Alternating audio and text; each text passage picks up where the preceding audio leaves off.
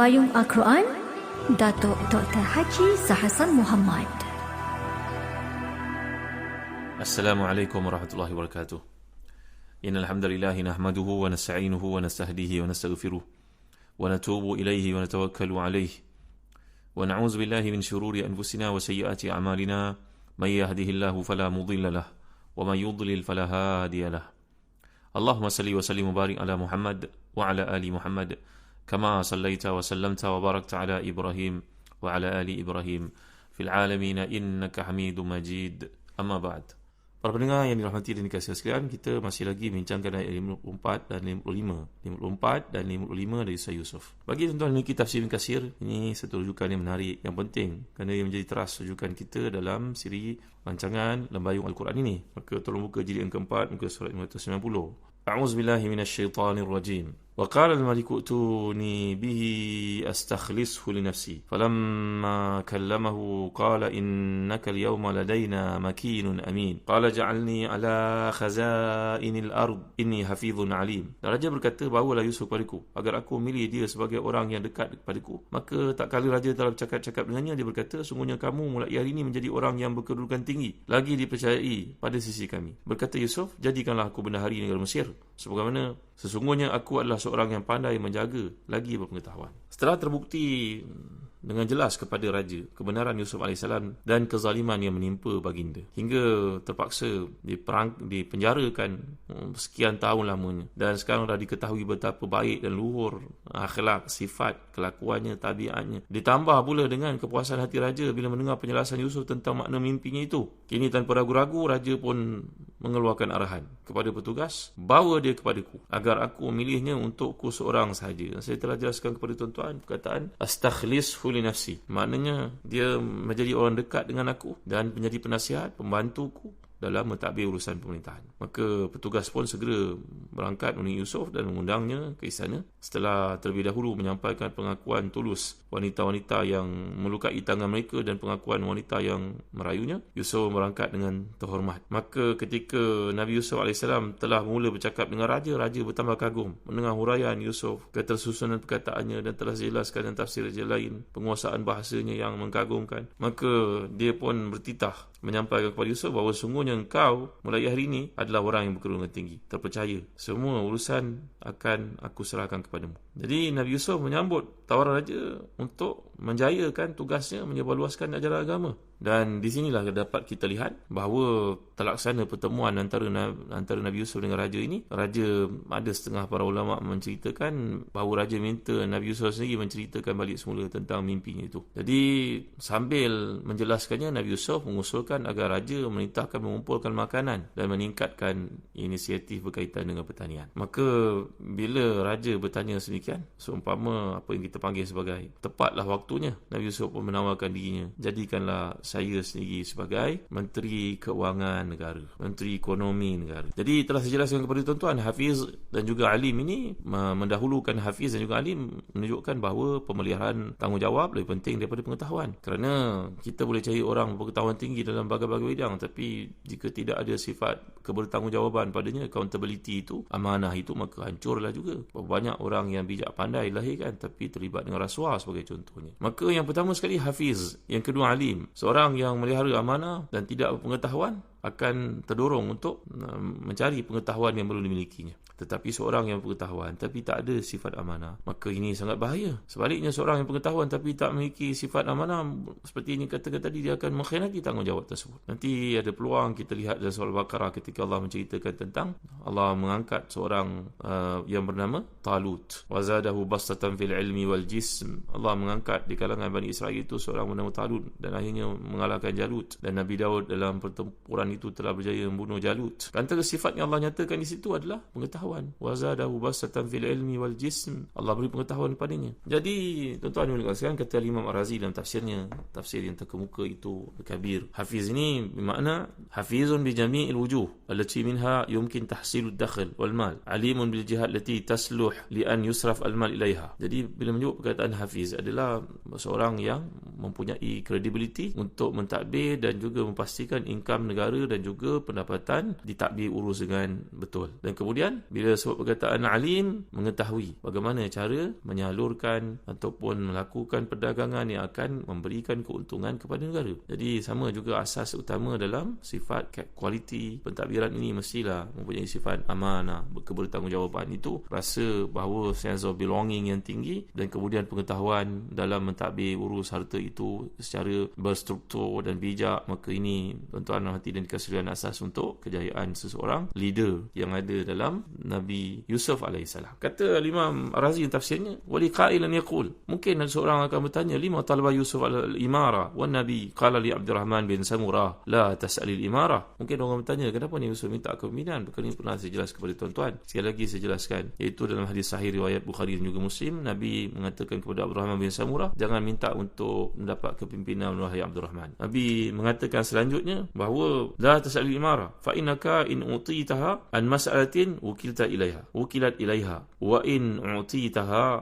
min ghairi mas'alatin wa'inta 'alaiha. Kau wahai Abdurrahman, kalau kau minta satu urusan dalam keadaan kau tidak layak untuk memikulnya, kau tidak ada kualiti kepimpinan yang betul, maka ia akan merosakkanmu, ia akan jadi beban untukmu. Tetapi kalau kau minta perkara itu dengan sebab kelayakan, tapi sebaliknya kalau diberikan kepadamu satu pentadbiran itu tanpa kau mintanya dan kau memang benar-benar layak, maka Allah pasti membantu. Maka dalam konteks ini Nabi SAW telah pun menerangkan kepada kita satu dasar yang penting dalam urusan kepimpinan, bahawa andainya seorang itu jangan meminta jawatan tersebut kerana ia akan menjadi beban, terutamanya kalau ia tiada kemampuan. Kalau diberikan jawatan tersebut dan dia berusaha untuk menerimanya dan melaksanakannya, maka dia akan dibantu. Begitu maksud Nabi SAW. Tapi bagaimana pula kes Nabi Yusuf AS di sini? Jawapannya, tuan-tuan yang hati dan dikasihi, ini adalah jawapan dikemukakan oleh Imam Ar-Razi dan tafsirnya, bahawa Nabi Yusuf AS merupakan seorang Nabi Allah SWT. Anahu kana rasulan haqqan min Allah ila al-khalq wa rasul yajib alaihi riayatu masalihil ummati biqadaril imkan. Bila baginda merupakan seorang Rasulullah, tugasnya adalah untuk mendamaikan manusia, mengajak manusia kepada kebaikan, memandu arah mereka supaya kehidupan mereka dalam keadaan kebaikan. Maka ini sebahagian daripada tugasnya, iaitu bila melihat negara mengalami kehancuran dan jika tidak ditadbir dengan betul, dia akan makin porak-poranda, maka datanglah tanggungjawab itu untuk ditawarkan kepada raja. Ini yang pertama. Yang kedua, wa huwa annahu sallallahu alaihi wasallam Nabiullah Yusuf alima bil wahyi annahu sayahsul al-qahd wad-dhiq ash-shadid alladhi rubbama afdha ila halaki al-khalq al-azim, wa la'allahu ta'ala amarahu bi an yudabbir fi dhalika wa ya'ti bi tariqin li ajlihi yaqillu daru dhalika al-qahd fi haqqi al-khalq. Maka baginda telah pun dapat wahyu daripada Allah SWT yang mengajarnya jalan keluar dalam masalah yang dialami itu. Maka dengan cara demikian, bila dia memimpin dengan hidayah dan taufik wahyu daripada Allah SWT, maka tentunya keadaan akan jadi selamat dan ia menjadi sebab untuk manusia berbondong-bondong melihat kebaikannya dan mereka masuk Islam. Jadi yang ketiga, penjelasan dikemukakan oleh Imam Ar-Razi bahawa tanggungjawab ini dipikul oleh baginda, diminta untuk diberikan jawatan itu. An-sa'i fi isalin nafa' ila al-mustahiqin wa daf'i darar anhum amrun mustahsan fil uqul, bahawa kemampuannya untuk mentadbir yang akan memberikan kemanfaatan, kebaikan kepada orang yang layak dan mengelakkan sebarang bentuk kemudaratan yang menimpa mereka, ini merupakan satu perkara baik. Bila ia perkara baik, maka baginda layak untuk menawarkan dirinya menjadi pemimpin negara Mesir dalam bab pelaksanaan ekonomi dan juga keuangan supaya keadaan negara tadbir urusnya menjadi lebih baik. Maka inilah penjelasan yang dikemukakan oleh Al-Imam Ar-Razi. Baik, kemudian kita lihat dalam ayat yang ke-56. Bagi tuan-tuan memiliki tafsir dikasih, tolong buka pada muka surat 591. A'udzubillahi minasyaitanirrajim. Wa kadzalika makkanna li Yusuf fil ardi yatabawwa'u minha haythu yasha' nusibu bi rahmatina man nasha' wa la nudhi'u ajra al-muhsinin wa la ajru al-akhirati khairul ladzina amanu wa kanu yattaqun. Sadaqallahul azim. 56 dan 57 maksudnya, dan demikianlah kami memberi kedudukan kepada Yusuf di negeri Mesir. Dia berkuasa pergi menuju ke mana sahaja dia kehendaki di Mesir itu. Kami melimpahkan rahmat kami kepada siapa yang kami kehendaki dan kami tidak mensia-siakan pahala orang yang buat kebaikan. Dan sungguhnya pahala di akhirat itu lebih baik bagi orang yang beriman dan selalu bertakwa kepada Allah SWT. Permintaan Nabi Yusuf tidaklah dicerita oleh Allah SWT apakah jawapan raja. Raja itu tak ada pula berkata qad fa'altu, kerana dalam Quran seperti yang saya terang kepada tuan-tuan dalam Qawaidut Tadabbur oleh Imam Abdul Rahman Habanaka Al-Maidani. Bila kita belajar dalam Al-Quran, dalam usul Al-Quran, usul tafsir, dan antara kaedah untuk tadabbur Al-Quran, dalam Quran ada mahazifnya, ada matriyatnya, ada benda yang tak dinyatakan. Seperti contoh yang telah saya berikan kepada tuan-tuan sebelum-sebelum ni, ada seorang tu berkata, hari tu saya naik motor, lori tu sikit lagi nak langgar saya. Kita kata begitu kepada orang yang dengar. Orang tanya, mati ke? Kalau dah mati, macam mana kita nak cerita pada orang keadaan kita pada masa itu di hadapan mereka sekarang ni? Jadi ada benda yang tak perlu diceritakan, dia understood lah, kerana dalam perbualan boleh berlaku demikian. Maka demikian juga dalam persembahan ayat Quran ada berlaku perkara-perkara yang dipanggil sebagai mahazif ini, yang dihazafkan kerana menghadailah untuk menceritakan outputnya selepas itu apa yang berlaku. Maka Allah menjelaskan, dan demikianlah kami beri kedudukan kepada Yusuf AS. Raja ni tak ada menyatakan, ambillah engkau Yusuf tanggungjawab itu, walaupun dikatakan demikian oleh para ulama tafsir ramai, bahawa baginda Yusuf AS telah pun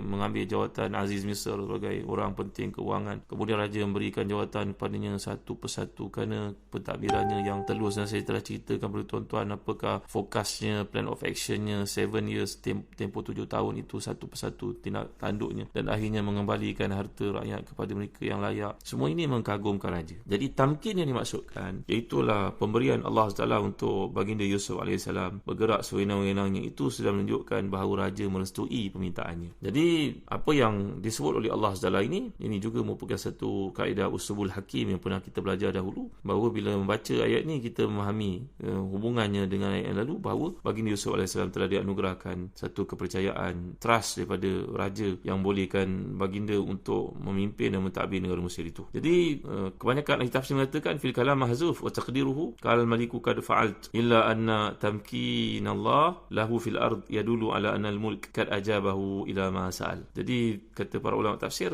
ada satu yang dihazafkan dalam konteks ayat ini, ada mahzufnya, iaitulah raja telah memberi kenan, apa istilahnya, telah memberi restu, telah memperkenankan permintaan Nabi Yusuf AS ini, bahawasanya baginda diberi hak untuk pentadbiran. Kata Imam Ar-Razi, ma qaluhu hasan, apa yang para ulama tafsir kata itu baik, illa anna huna ma huwa ahsan minhu wa huwa anna ijabatal malik lahu sabab fi alam al-zahir wa amma al-mu'thir al-haqiqi falaysa illa annahu ta'ala makanahu fil ard falihadha sabab tarakallahu ta'ala zikra ijabatil malik wa iktasara ala zikri al-mutamkin al-ilahi bi anna al-mu'thir al-haqiqi laysa illahu. Kata Imam Ar-Razi, menarik ulasan beliau ni. Apa yang dikatakan ulama tafsir itu adanya mahzuf, bahawa raja berkenan untuk memberikan kepada Nabi Yusuf AS permintaannya, memenuhi permintaannya itu. Tapi sebenarnya apa yang lebih hebat daripada ayat ini, kalau kamu faham, kata Imam Ar-Razi, bahawa Allah telah memberikan kepadanya tamkin. Tamkin apa saya nak sebut dalam bahasa Melayu, tuan? Maknanya penguasaan, pemilikan penuh. Makannahum fil ard, kami berikan kepadanya kepimpinan ataupun penguasaan penuh. Dan itulah perkara yang paling utama, lebih utama dia permintaannya untuk mentadbir juzuk kecil dari permukaan bumi, iaitu